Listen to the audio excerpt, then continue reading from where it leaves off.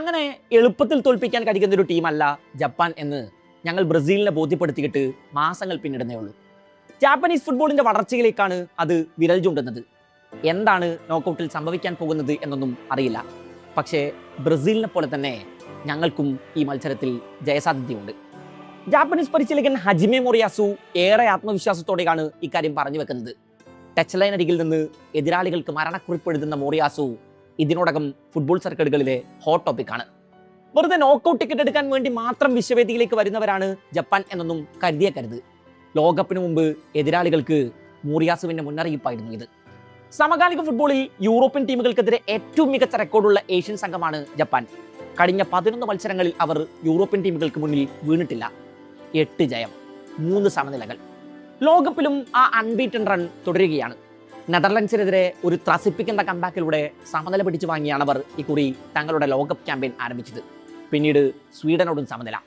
തുണീഷ്യയെ എതിരില്ലാത്ത 4 ഗോളിന് തരിപ്പണമാക്കി ഗ്രൂപ്പിൽ 2ാം സ്ഥാനക്കാരായി ഫിനിഷ് ചെയ്ത് നോക്കൌട്ട് ടിക്കറ്റ് ഉറപ്പിച്ചു. ഇംഗ്ലണ്ട്, സ്കോട്ട്ലൻഡ്, ഐസ്ലൻഡ് ടീമുകളൊക്കെ ടൂർണമെന്റിന് മുമ്പ് അരങ്ങേറിയ സൗഹൃദ മത്സരങ്ങളിൽ ജപ്പാനോട് പരാജയപ്പെടുന്നുണ്ട്. ഖത്തർ ലോകകപ്പിൽ മരണ ഗ്രൂപ്പിലായിരുന്ന ജപ്പാൻ മുൻ ലോക ചാമ്പ്യന്മാരായ ജർമ്മനിയെയും സ്പെയിനെയും തകർത്ത് ഗ്രൂപ്പ് ചാമ്പ്യന്മാരായാണ് റൗണ്ട് ഓഫ് 16ലേക്ക് ടിക്കറ്റ് എടുത്തത്. എന്നാൽ പ്രീ ക്വാർട്ടറിൽ ക്രൊയേഷ്യയോട് പരാജയപ്പെട്ട് പുറത്തായി. ഈ ലോകപ്പടക്കം തുടർച്ചയായ 3ാം തവണയാണ് ജപ്പാൻ ലോകവേദിയിൽ നോക്കൌട്ട് ടിക്കറ്റ് എടുക്കുന്നത്. ഏഷ്യൻ ടീമുകൾക്കിടയിലെ ഏറ്റവും കൺസിസ്റ്റന്റ് ആയ പ്രകടനം. എന്നാൽ ചരിത്രത്തിൽ ഒരിക്കൽ പോലും റൗണ്ട് ഓഫ് 16 കടന്ന് അവർക്ക് മുന്നോട്ട് കുതിക്കാനായിട്ടില്ല. ഇക്കുറി ആ ചരിത്രം തിരുത്താൻ ഉറച്ചാണ് മോറിയാസുവിന്റെ വരവ്. കഴിഞ്ഞ ഒക്ടോബറിലാണ് ബ്രസീലും ജപ്പാനും അവസാനമായിട്ട് അന്താരാഷ്ട്ര വേദിയിൽ നേർക്കുനേർ വന്നത്. ജപ്പാന്റെ തലസ്ഥാന നഗരിയായ ടോക്കിയോവിലാണ് ആ മത്സരം അരങ്ങേറിയത്. കളിയുടെ ആദ്യ പകുതിയിൽ 2 ഗോളിന് പിറകിൽ പോയതിനു ശേഷം സെക്കൻഡ് ഹാഫിൽ 3 ഗോൾ തിരിച്ചടിച്ച് ജപ്പാൻ ഒരു ത്രസിപ്പിക്കുന്ന ജയം സ്വന്തമാക്കി. ലോകകപ്പിന് മുമ്പ് തന്നെ ജപ്പാൻ ഇക്കുറിയും കറുത്ത കുതിരകളാകുമെന്ന വിലയിരുത്തലുകൾ പലരും നടത്തിയിരുന്നു. അത് ശരിവെക്കുന്നതാണ് ലോകകപ്പിൽ അവരുടെ പ്രകടനങ്ങൾ. നെതർലൻഡ്സിനെതിരെ കളി അവസാനിക്കാൻ മിനിറ്റുകൾ മാത്രം ബാക്കി നിൽക്കുകയായിരുന്നു ജപ്പാന്റെ സമനില ഗോൾ. ഉയരക്കാരായ കളിക്കാർ ഏറെയുള്ള നെതർലൻഡ്സിനെതിരെ ഏരിയൽ ബോളുകൾ കളിക്കാൻ ജപ്പാൻ പണിപ്പെടും എന്നാണ് മത്സരത്തിന് മുമ്പ് പലരും വിലയിരുത്തിയത്. സെറ്റ് പീസുകളിൽ നിന്ന് ലക്ഷ്യം കാണുക അവരെ സംബന്ധിച്ച് അത്ര എളുപ്പമല്ലായിരുന്നു. എന്നാൽ കളി അവസാനിക്കാൻ മിനിറ്റുകൾ മാത്രം ബാക്കി നിൽക്കെ ഡെയ്ച്ചി കമാഡ ജപ്പാനായി സമനില പിടിച്ചു വാങ്ങിയത് ഒരു സെറ്റ് പീസിൽ നിന്നാണ്. തങ്ങളുടെ ദൗർബല്യം എന്ന് സകലരും വിധിയെഴുതിയ വഴികളിലൂടെ തന്നെ അവർ ഗോൾ കണ്ടെത്തുന്നു എന്ന്. ലോകവേദികളിൽ കംബാക്ക് ജപ്പാന്റെ DNA-യിൽ അലിഞ്ഞു ചേർന്നതാണ്. അവരുടെ ത്രസിപ്പിക്കുന്ന തിരിച്ചുവരവുകൾ പലതും ആരാധകർ കണ്ടിട്ടുണ്ട്. ഖത്തർ ലോകകപ്പിൽ സ്പെയിനും ജർമ്മനിക്കുമെതിരെ 1 ഗോളിന് പിന്നിട്ട് നിന്ന ശേഷമാണ് അവർ തിരിച്ചു വന്ന് കളി ജയിച്ചത്. സോ അവസാന മൊമെന്റ് വരെ അവരുടെ തിരിച്ചുവരവുകൾ ഭയക്കണം. ജപ്പാന്റെ ലോകകപ്പ് സ്ക്വാഡിൽ ഇടം പിടിച്ച 26-ൽ 23 കളിക്കാരും യൂറോപ്പിലെ വിവിധ ക്ലബ്ബുകൾക്ക് വേണ്ടി പന്തട്ടുന്നവരാണ്. കോറു മിറ്റോമ, മിനാമിനോ, വറ്റാരു എൻഡോ തുടങ്ങി സുപ്രധാന താരങ്ങൾ പലരുടെയും പരിക്ക് ലോകകപ്പിൽ ജപ്പാന്റെ പ്രകടനങ്ങളെ ബാധിക്കുമെന്ന് പലരും മുന്നറിയിപ്പ് നൽകിയിരുന്നു. എന്നാൽ ഇൻഡിവിജ്വൽ ബ്രില്യൻസിനേക്കാൾ അപ്പുറം ഒരു കളക്റ്റീവ് യൂണിറ്റായി വർക്ക് ചെയ്യുന്നു എന്നതാണ് മോറിയാസുവിന്റെ സംഘത്തിന്റെ ഏറ്റവും വലിയ സ്ട്രെങ്ത്. അപ്പോൾ കാർലോ ആഞ്ചലോട്ടി എന്താവും ജപ്പാനായി കരുതി വെക്കാൻ പോകുന്നത്? ജപ്പാന്റെ ക്വിക്ക് ട്രാൻസിഷൻസ് എതിരാളികൾക്ക് പലപ്പോഴും വലിയ തലവേദനയാകാറുണ്ട്. പന്ത് വീണ്ടെടുത്ത ശേഷമുള്ള അവരുടെ കൗണ്ടർ അറ്റാക്കുകളെ ഭയന്നേ തീരും. 3-4-2-1 ഫോർമേഷനിലോ 3-4-3 ശൈലിയിലോ ആണ് മോറിയാസു തന്റെ ടീമിനെ വിന്യസിക്കാറുള്ളത്.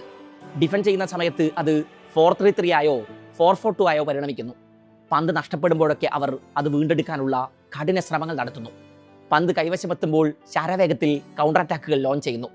പൊടുന്നനെയുള്ള ഈ നീക്കങ്ങൾ എതിർഗോൾ മുഖത്ത് വേഗത്തിൽ അപകടങ്ങൾ വിതയ്ക്കുന്നു. With and without the ball സ്പീഡാണ് ജപ്പാന്റെ കരുത്ത്, ഒപ്പം കളക്റ്റീവ് ഡിഫൻസും. മൊറോക്കോക്കെതിരായി സമനിലയ്ക്ക് ശേഷം വലിയ പടികൾ ഏറ്റുവാങ്ങിയ ബ്രസീലിന്റെ തിരിച്ചുവരവാണ് അടുത്ത മത്സരങ്ങളിൽ ആരാധകർ കണ്ടത്.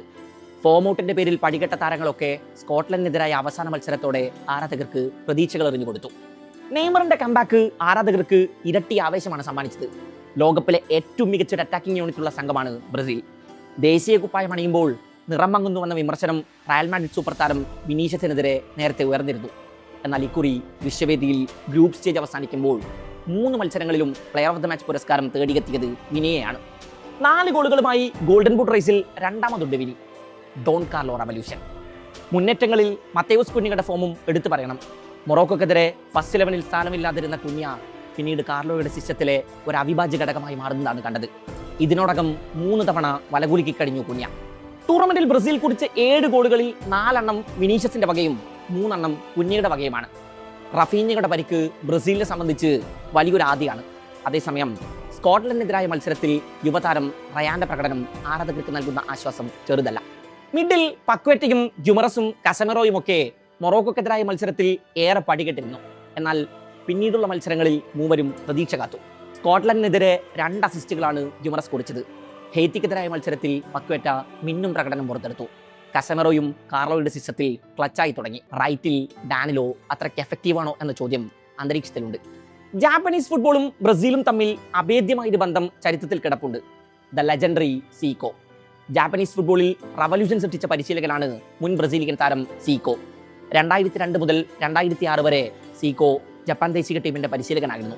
സീക്കോക്ക് കീഴിൽ 2004 ഏഷ്യൻ കപ്പും 2006 ലോകകപ്പ് യോഗ്യതയും ഒക്കെ ജപ്പാൻ നേടുന്നുണ്ട്. ബ്രസീലിലും ജപ്പാനും ഇടയിലെ ഫുട്ബോൾ അംബാസഡർ എന്നാണ് സീക്കോ അറിയപ്പെടുന്നത്. ഈ ലോകകപ്പിൽ ജപ്പാനെ നേരിടും മുമ്പ് സീക്കോ ബ്രസീലിന് മുന്നറിയിപ്പ് നൽകുന്നുണ്ട്. ജപ്പാനെ കരുതിയിരിക്കണം. കാർലോ എന്താവും ജപ്പാനെതിരെ ഹ്യൂസ്റ്റണിൽ കരുതി വെക്കുന്നത്? കാത്തിരുന്നു കാണാം.